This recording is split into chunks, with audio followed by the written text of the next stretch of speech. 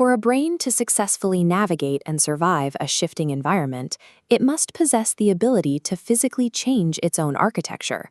Without this capacity to adapt, its other functions eventually lose their utility. For decades, neuroscience operated under a very different assumption. In the early 20th century, Santiago Ramón y Cajal established the dogma that the adult brain is immutable, believing that once childhood development finishes, the structure is essentially locked. Looking at anatomical drawings like these, Cajal and his contemporaries concluded that the physical cells you enter adulthood with are the exact same static cells you carry to the end of your life, incapable of growth or renewal. This creates a biological paradox. If the physical structure of your brain is permanently fixed upon reaching adulthood, then acquiring a new skill or forming a new memory should be physically impossible. To resolve that paradox, popular culture latched on to the idea of remerogenesis, the theory that the brain constantly births new neurons to upgrade its hardware.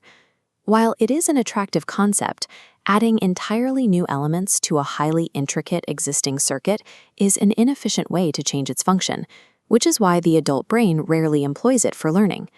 Adult neuroplasticity relies on a relatively fixed number of cells. When you learn, you are strengthening, weakening, and rewiring the millions of microscopic connections, the synapses, between the neurons you already have. Maintaining cognitive function relies on the constant remodeling of existing biological software rather than the manufacture of new hardware. A minute amount of adult neurogenesis occurs, localized to two small regions, the olfactory bulbs and the dentate gyrus within the hippocampus. Compared to the rest of the brain, this new cellular growth is mathematically insignificant and cannot account for global brain remodeling. To see how learning actually happens, we have to look at the synaptic cleft. Every time you interact with a stimulus, specific synapses are engaged. Repeated exposure thickens and strengthens those specific connections, making future signals travel faster. Brain refinement also requires a subtractive process known as synaptic pruning, the physical removal of connections that are no longer being used. Adult brain optimization is a dual process. It requires the physical removal of unnecessary pathways just as much as it requires the growth of new ones. We can observe this subtractive process in the acquisition of complex motor skills, like learning to play billiards. At first, your movements are clumsy. Your brain fires signals through a dense, noisy web of unrefined synapses, decreasing accuracy. As you practice, the brain physically detaches off-target connections, stripping away biological static until only the precise motion remains. This mechanism operates throughout our lives, forming the basis for the developmental theory of aging. The brain is metabolically expensive, so it seeks to optimize energy by pruning networks based on the environmental inputs it receives. If you stop performing a complex activity, the brain interprets that lack of input as a signal that the circuit is dead weight. It will aggressively prune those connections to save energy, resulting in a direct loss of function. Age-related cognitive decline is, in part, the result of the brain hyper-optimizing itself for an environment that is no longer making complex cognitive demands. To protect the adult neural network from this subtractive decay, we can look at two distinct bodies of clinical evidence: epidemiological observation and interventional trials. Epidemiological data highlights a clear maintenance pathway.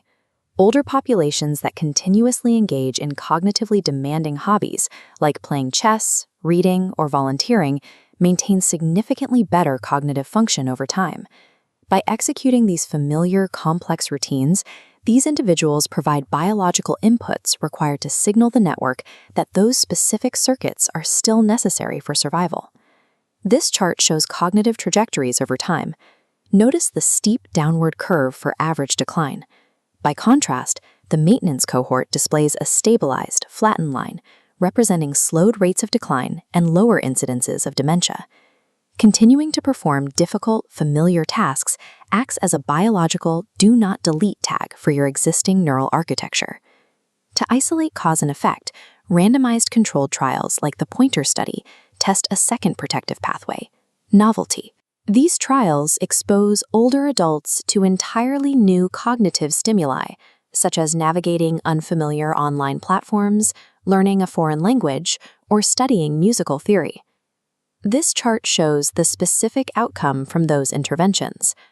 While general cognitive metrics remain stable, subjecting the brain to a novel stimulus produces a measurable spike specifically in executive function. Comparing both datasets reveals two distinct tools. Maintenance stabilizes existing circuits to hold on to the function you already have, while novelty forces the network to forge new synaptic efficiencies to handle unfamiliar stress. The adult brain is a ruthlessly efficient, use-dependent machine.